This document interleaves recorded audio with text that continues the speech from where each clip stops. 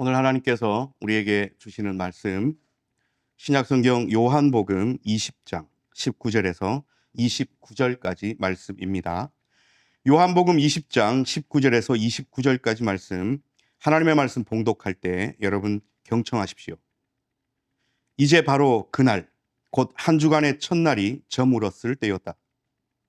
제자들이 있던 곳의 문들은 닫혀 있었다.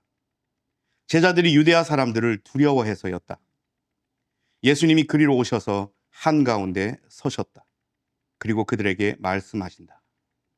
평화가 너희들에게 있기를. 이 말씀을 하시고는 두 손과 옆구리를 그들에게 보여주셨다. 제자들은 주님을 보고 기뻐했다. 그들에게 예수님이 다시 말씀하셨다. 평화가 너희들에게 있기를. 아버지께서 나를 보내신 것처럼 나 자신도 너희들을 보낸다. 이 말씀을 하신 뒤에 숨결을 불어 넣으셨다. 그리고 그들에게 말씀하신다. 성령님을 맞아들여라. 너희가 누군가의 죄를 용서해 주면 그 죄는 실제로 용서받은 것이다. 너희가 누군가의 죄를 쥐고 있으면 그대로 남아있다. 토마스, 곧 12 가운데 하나로 쌍둥이라 불리는 제자는 예수님이 오셨을 때 그 자리에 함께 있지 않았다. 그래서 그에게 다른 제자들이 말했다. 우리가 주님을 보았네. 그러자 토마스가 그들에게 말했다. 내가 그분의 두 손에서 못 박힌 자국을 보고 내 손가락을 그 못 박힌 자국에 넣어 보아야겠네. 내 손을 그의 옆구리에 넣어 보아야겠어. 그렇지 않으면 절대로 믿지 않을 걸세. 8일 뒤에 다시 예수님의 제자들이 안에 있었다. 토마스도 그들과 함께 있었다. 문들은 닫혀 있었는데 예수님이 오신다. 그리고 한가운데 서서 말씀하셨다. 평화가 너희들에게 있기를. 그런 뒤에 토마스에게 말씀하신다. 너의 손가락을 이리로 가져와라. 그리고 내 두 손을 보아라. 너의 손을 가져와 내 옆구리에 넣어 보아라. 믿지 않는 사람으로 남지 말고 믿는 사람이 되어라.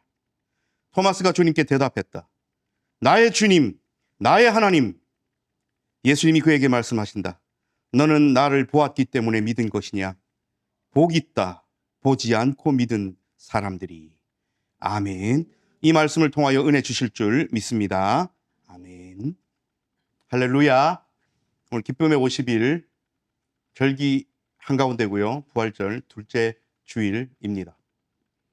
왜 우리가 부활절 이후 성령 강림 주일이 될 때까지의 이 7주간을 기쁨의 50일이라고 해서 우리 신앙의 선배들로부터 지켜왔는지를 우리 다시 한번 생각해 보십시다.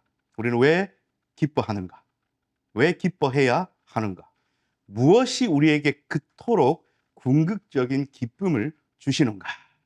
한번 생각해 보십시다.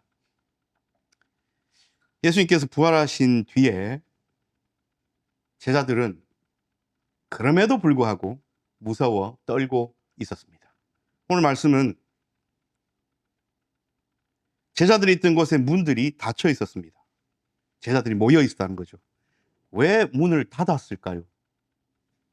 제자들이 유대아 사람들을 두려워해서였다. 어떤 모임에, 어떤 그룹의 지도자가 유대인들에 의하여 본디오 빌라도의 명으로 십자가에 못 박혀 죽었습니다. 지도자가 그렇게 생명을 잃으니 지도자를 따르던 추종자들은 어떻겠습니까? 무서웠던 거죠. 두려웠던 거죠. 자기들도 해를 당할까. 우리 지도자도 저렇게 잡아다가 십자가에 죽이는데 하물며 우리랴 하면서 벌벌 떨었습니다. 문을 닫아놨는데 예수님께서 들어오십니다. 한가운데 서십니다. 그리고 그들에게 하신 첫 번째 인사말, 평화가 너희들에게 있기를. 물론 이 샬롬이라는 인사말은 그 당시 유대인들에게는 평상시 인사말이지요. 그래서 누구나 이 인사를 쉽게 그냥 하고 살았더랬죠. 그런데 예수님께서 부활하셔서 제자들에게 나타나셔서 평화가 너희들에게 있기를 이라고 인사하신 것을 그냥 단지 그 당시 통용되는 흔한 인사말로 치부할 수만은 없습니다. 왜 그러냐면요. 오늘 우리가 요한복음 20장 말씀을 읽었죠. 우리가 잘 알고 있는 요한복음 14장, 15장, 16장, 17장은 예수님의 마지막 고별 설교이자 대제사장적 기도가 들어있는 부분이라고 우리가 다 잘 알고 있습니다. 14장 27절에 예수님께서는 아직 고난받기 전이셨는데 이렇게 제자들에게 이야기를 하십니다. 평화를 그대들에게 남겨두고 갑니다. 나의 평화를 그대들에게 줍니다. 내가 그대들에게 주는 평화는 세상이 주는 것과는 다릅니다. 그대들 마음이 뒤흔들리지도 겁을 먹지도 않기 바랍니다. 라고 이야기를 하셨어요. 예수님은 다 아셨던 겁니다. 이 말씀을 들었을 때의 제자들 중에 몇이나 이 말씀의 깊은 뜻과 의미를 깨달았을까요?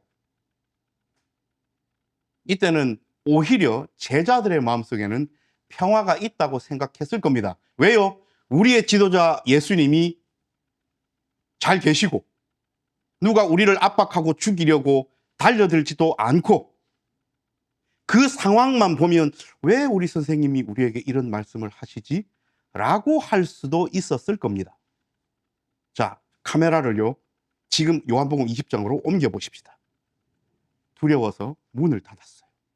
예수님은 십자가에서 죽임을 당했습니다. 평화롭습니까? 무서워서 벌벌 떨고 있어요. 예수님께서 말씀하신 일이 그대로 이루어졌어요. 겁을 잔뜩 먹고 있어요. 그런 제자들에게 나타나셔서 이렇게 인사하십니다. 평화가 너희들에게 있기를. 그 말씀을 하시고는 손과 옆구리를 그들에게 보여주십니다. 참 큰 신학적 의미가 있죠. 지금 문을 닫아놨음에도 불구하고 제자들 앞에, 겁을 먹고 있는 제자들 앞에 나타나신 이 존재는 말로 표현할 수 없는 존재입니다. 일단 닫혀있는 문과 벽을 통과하신 존재예요. 그런데 무엇을 보여주십니까? 못자국과 옆구리의 상처를 보여주셔요. 즉, 저 어디 딴 데서 나타난 혼령이나 이런 것이 아니고 불과 얼마 전에 십자가에 못 박혀 죽으신 바로 그분이 분명히 죽으셨는데 그분이 살아나셔서 우리 눈앞에 있다 인 겁니다. 예수님이 지금 부활하신 뒤에 입고 계신 이 육신은 사람의 설명으로는 표현할 수가 없습니다. 여러분, 그 당시 중동 지방에 사람이 죽으면 장사 지낼 때 어떻게 합니까? 세마포로 똘똘 감아요. 혼자 힘으로 세마포를 칼로 찍고 나올 수 없습니다. 그런데 빈 무덤 사건에서 여인들이 예수님 찾아갔을 때에, 무덤을 찾아갔을 때 뭐만 남아 있었어요? 예수님을 싸고 있던 세마포만 남아 있었죠. 어떻게 빠져나오셨을까요? 칼로 찢으셨을까요? 오늘 이거랑 같은 겁니다. 그래서 닫혀있던 문 안으로 그냥 들어오셔요. 그런데 이분은 손에 못자국과 옆구리에 창자국이 있어요. 제자들은 주님을 보고 드디어 기뻐합니다. 누군들 기뻐하지 않겠습니까? 여러분, 상실했던 것이 회복되었습니다. 절망이 희망으로 바뀐 거예요. 놓았던 마음이 다시 정상으로 회복되는 겁니다. 지난 주간에 사랑하는 가족을 잃은 우리 성도들이 계시죠. 또 우리가 살아가면서 우리는 많은 상실을 경험합니다. 그게 무엇이든 간에요. 뭘 하나 잃어버리고 상실해서 마음에 큰 구멍이 생겼을 때 우리는 그걸 어떻게 극복할 수 있습니까? 우리가 되돌릴 수 없는 것들은 솔직히 말씀드리면 극복할 수 없습니다.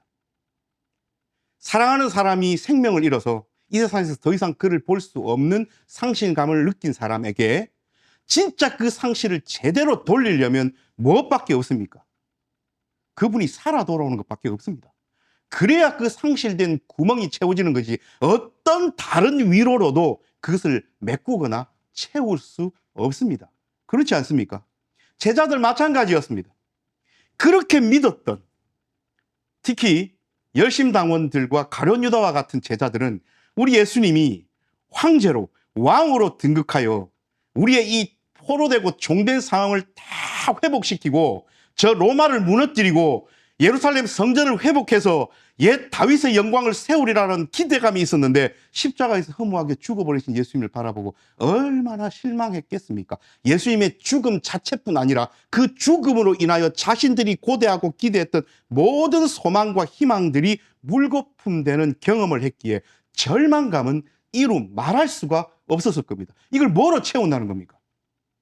그래서 제자들은 두려움, 실망감, 절망감, 앞으로 뭘 어떻게 해야 될지 모르겠는 불투명함, 모든 것이 아우러져서 바닥을 치고 있었어요. 그래서 문을 꽁꽁 잠그고 혼자 있기도 무서워서 모여가지고 숨어 있었습니다. 그때 예수님 찾아오셔서 평화가 너희들에게 있기를. 저 존재는 뭐지? 누군데 와서 우리에게 평화를 선포하지? 하고 가서 봤더니 우리 선생님이에요. 손에 못자국, 옆구리에 상처 자국이 있어요. 그때서 비로소 제자들은 상실되었던 것이 조금 회복되면서 기뻐합니다. 앞에 평화가 너희들에게 있기를 에서는 아마 제자들의 모습이 추측하자면 의아해했을 겁니다. 뭐지? 그런데 예수님임을 알고 기뻐한 다음 예수님은 다시 인사하십니다. 평화가 너희들에게 있기를. 이제서 이 제자들은 예수 그리스도의 이 평화 선포를 마음껏 받을 수 있습니다. 그리고 그제서 예수님께서 이렇게 이야기하십니다. 아버지께서 나를 보내신 것처럼 나 자신도 너희들을 보낸다.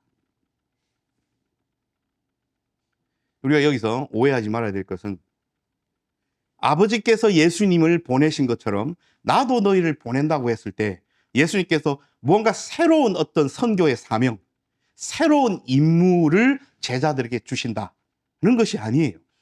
하나님 아버지께서 예수 그리스도를 이 땅에 보내신 그 사명을 제자들이 이어받아서 해나가야 된다는 말씀입니다. 계속 보십시다.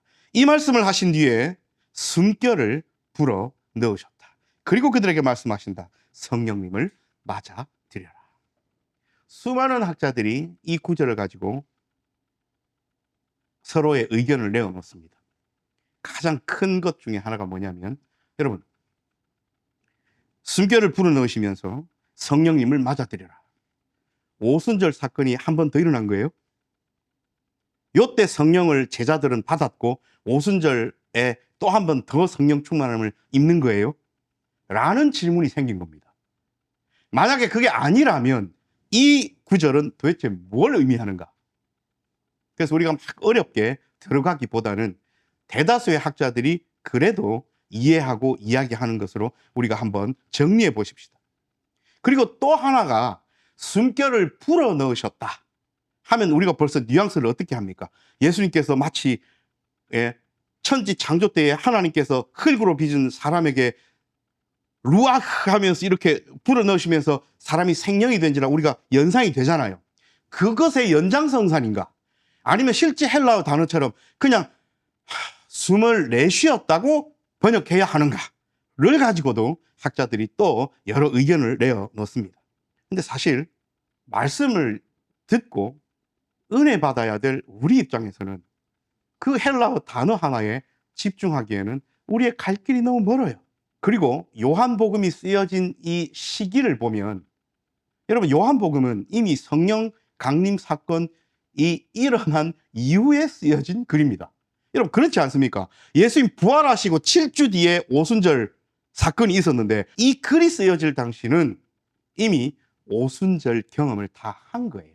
그러면 이 글을 읽고 있는 독자들도 마가의 다락방에서 120명이 어떤 성령 충만함을 경험했는지를 경험한 사람도 있고 소문을 들어서 다 알고 있는 상태입니다. 그래서 사도 요한 선생님은 아마도 이게 많은 학자들의 주장이에요. 아마도 그 오순절 성령 강림 사건을 염두에 두고 예수님께서 그 성령 하나님 보혜사를 내가 너희에게 주리라 말씀하신 그 약속을 잊지 않고 계심을 한 번 더 확인하면서 내가 너희를 아버지가 나를 보내신 것처럼 나도 너희를 보내는데 그냥은 못 가. 능력이 있어야지. 사명감이 있어야지. 충만함이 있어야지. 그 일이 이루어질 거야. 하면서 숨을 내쉬면서 성령님을 맞아들여라. 라면서 한 번 더 기억나게 가르침을 주신 의미다. 라고 이야기하는 학자들이 많습니다. 저도 거기에 동의합니다. 숨결을 불어넣으셨다든지 아니면 숨을 한번 내쉬면서 성령님을 맞아들여라 하셨든지 우리에게는 크게 다를 바가 없어요. 그래서 오늘 제목을 이렇게 지었습니다. 평화의 숨결을 불어넣으시며.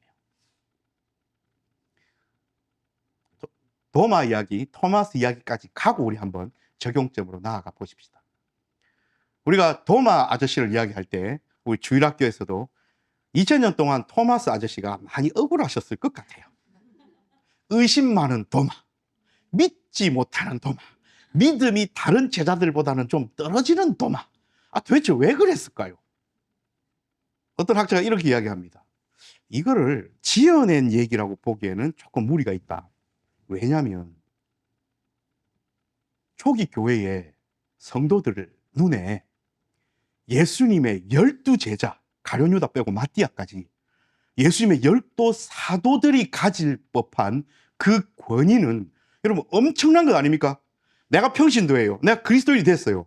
그런데 이 사람들에게 예수님의 직접적인 12제자들은 예수님 다음으로 가는 훌륭한 어른들이잖아요. 그런데 굳이 그 중에 토마스라는 어른을 빼가지고 믿음 없는 인간, 의심 많은 인간으로 확 폄하해가지고 그걸 말씀에 넣어서 이 사람이 계속 수천 년 동안 이렇게 욕듣게 할 의도가 있었겠나? 그래서 그런 걸 지어냈을까? 그건 좀 아니겠죠.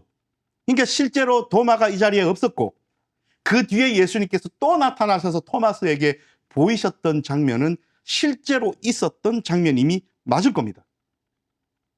근데 우리 한 가지 더요.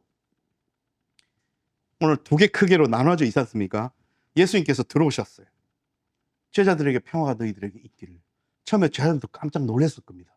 이 존재가 뭔데 우리에게. 그때 예수님이 이 사람들이 제자들이 요구하지도 않았는데 어떻게 하셨어요? 보여주셨잖아요. 여러분 그게 어디 있습니까? 20절입니다. 이 말씀을 하시고는 두 손과 옆구리를 그들에게 보여주셨다. 제자들은 주님을 보고 기뻐했다.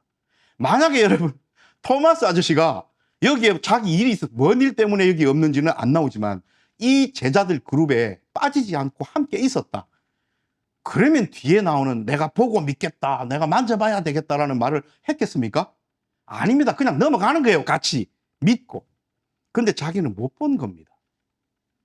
그래서 사실은 예수님을 못 믿는다기보다는 그 말을 전하는 같은 동료 제자들의 말에 신빙성이 있는지 없는지에 대한 문제 제기를 하는 것으로 우리가 받아들이는 것이 더 낫지 않는가입니다.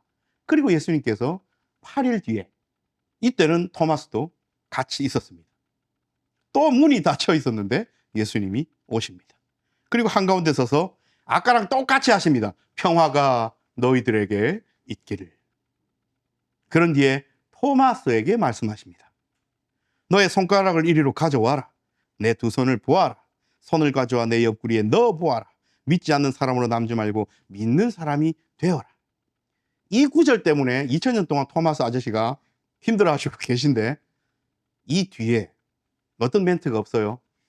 우리가 추측하고 있는, 우리가 혹은 여러 사람들도 막 지어서 이야기하는, 토마스가 예수님의 손에 못자국을 만지고 옆구리에 상처를 만져서 자기 손가락을 넣어봤다는 구절이 있습니까? 없습니까? 없습니다. 앞에 제자들과 똑같이 내 손과 옆구리에 상처를 보아라. 토마스에게 말씀하신 거예요. 야, 와서 만져봐라. 말씀하신 거예요. 이 말씀 끝에 토마스가 어떻게 고백합니까? 신약 성경 전체를 통틀어서 가장 훌륭한 신앙 고백 중에 하나. 나의 주, 나의 하나님. 나의 주님, 나의 하나님이라는 역사상 가장 훌륭한 신앙 고백을 드립니다. 그러므로 우리는 토마스 아저씨가 내가 만져봐야 믿겠다 했던 거기에 집중할 것이 아니라 이분이 부활하신 예수님을 보고 어떤 신앙의 고백을 했는지에 집중해야 해요. 그리고 우리도 똑같이 토마스 아저씨를 닮아서 그 사도 토마스를 따라서 예수님을 향하여 나의 주님, 나의 하나님이라는 신앙의 고백이 이 기쁨의 50일 동안 우리의 삶 가운데 가득 넘쳐야 합니다. 예수님이 그에게 말씀하십니다. 너는 나를 보았기 때문에 믿은 것이냐? 보겠다, 보지 않고 믿은 사람들이. 이 또한 토마스를 책망하시는 것이 아니에요. 여러분, 토마스를 이것으로 책망하신다면 그 앞에 모여 있었던 제자들도 처음에는 의아했는데 예수님이 보여주신 다음에 기뻐했죠. 그럼 다 똑같잖아요. 누구를 이야기하는 겁니까? 이 사도의 세대가 끝나고 이 사도들의 증언 세대가 끝난 그 다음 세대, 속사도들의 세대도 끝나버리면 불과 몇십 년만 지나면 예수 그리스도를 실제로 경험하고 본 사람들은 이 세상에 없어져 버립니다. 예수님이 이 땅에 함께 부활하셔서까지 계시다가 승천하신 다음은 예수님을 실제로 눈으로, 귀로, 손으로 경험할 수 없습니다. 그러므로 보고서 믿을 수 없는 시간대가 온다는 거예요. 그런 시기가 온다는 겁니다. 그럼 이 세상에 있는 모든 사람들은 믿음이 없어져야 됩니까? 이때 우리에게 요구되는 것은 보지 않고도 믿는 믿음이 요구되는 거예요. 그래서 토마스를 포함한 많은 제자들, 거기에 겁이 나서 모여 있었던 제자들은 부활하신 예수 그리스도를 만나 뵙고 그 음성을 듣고 나중에 베드로 사도는 함께 식사도 하고 그렇게 보고서 믿고 기뻐했던 제자들이 있었다면 그 이후에 태어날 세대들, 예수님을 한 번도 눈으로 보지도 귀로 듣지도 경험하지도 못했지만 예수님을 고백하고 믿음으로 나의 주님, 나의 하나님이라고 신앙을 고백할 수 있는 그 자들은 어떻다고요? 복 있다. 보지 않고 믿은 사람들이. 결국 이 말씀은 지금 이 자리에 앉아 있는 저와 여러분에게 예수님께서 복되다 말씀하시는 내용이에요. 우리에게는 나의 주님, 나의 하나님이라고 고백하는 신앙의 고백이 있습니까? 보지 않고도 믿을 수 있는 우리의 신앙이 있습니까? 그래서 사도 바울 선생님은 믿음으로써 의롭다 칭함을 받는다라고 우리에게 말씀을 하셨습니다. 이제 다시 앞으로 돌아가 보십시다. 예수님께서 우리에게 평화의 숨결을 허락해 주셨습니다. 그리고 동시에 우리에게 예수님께서 이 땅에 오신 그 사역과 사명을 이어갈 것을 요구하고 계십니다. 그러므로 저와 여러분은 예수님의 사역을 이어받은 자들입니다. 바통을 받았습니다. 그런데 이 바통을 이어받은 자는 함부로 혼자서 교만하여 자기 힘으로 나아갈 수 없습니다. 예수님께서 우리에게 약속하신 바 성령 하나님의 능력을 힘입어야 합니다. 성령 하나님의 충만함이 있어야 합니다. 섣부른 우리 인간의 능력으로는 어떤 것도 할 수 없습니다. 아까 예수님께서 숨결을 불어넣으시며 성령을 맞아들여라 하신 것이 오순절 다락방의 성령 충만한 사건을 염두에 두고 하신 상징적 의미라고 여러 학자들이 이야기했다고 말씀드렸죠. 그것이 맞는 것이 사도행전 2장에서 성령 충만함을 입은 이후의 제자들의 모습은 어땠습니까? 눈빛이 달라졌고요. 삶이 뒤집어졌습니다. 우리는 성경 공부 시간에 이것을 뭐라고 표현해서요? 변혁이다 이야기했습니다. 삶이 트랜스폼 되어버렸어요. 그 앞의 삶과 그 뒤의 삶이 극명하게 달라졌습니다. 그런데 오늘 여기는요.